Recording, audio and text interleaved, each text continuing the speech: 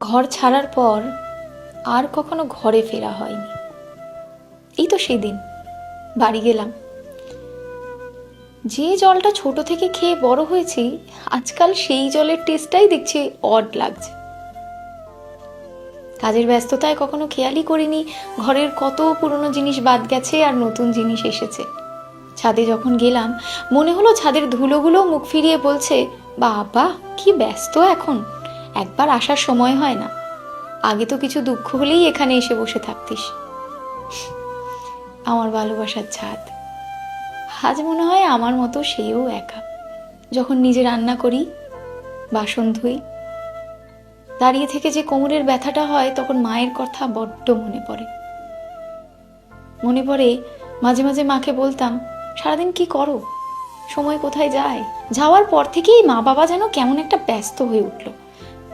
এই খাবার ওই খাবার, এটা ওটা সেটা, বড্ড রাগ হলো। আমি তো এদের নিজের বাড়ির মেয়ে, আমি কি কোনো অতিথি? আর এই সমস্ত কিছু বুঝে উঠতে উঠতে আবার ফেরার সময় হলো। দরজার কাছে দাঁড়িয়ে মা বলল, আবার কবে আসবি, তাড়াতাড়ি আসিস কিন্তু। বুঝলাম, ঘর ছাড়ার পর আর কখনো ঘরে ফেরা হয়নি।